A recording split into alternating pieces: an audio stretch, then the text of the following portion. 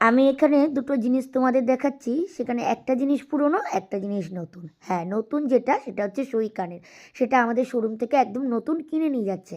আর পুরন যেটা বলছি সেটা হচ্ছে এই যে শাখার পাতটা।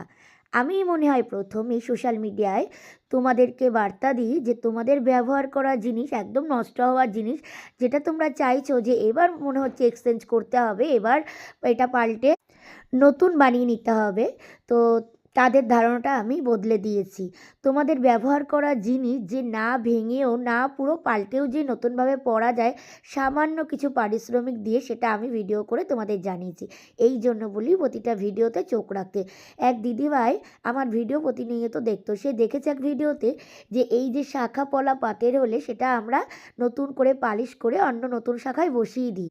তো যথারীতি দিদিভাই আমাদের কাছে আসে, এসে বলে আমার এই পাতটা কি তোমাদের এই মোটা শাখায় বসিয়ে দেওয়া যাবে? তখন আমরা মেপে দেখি, হ্যাঁ ঠিক আছে মাপটা। আমরা বলি হ্যাঁ দিদিভাই হবে। তো দিদিভাই বলে ঠিক আছে। দিদির এই পাতটা সত্যিই পরার মতো ছিল না। আমরা পালিশ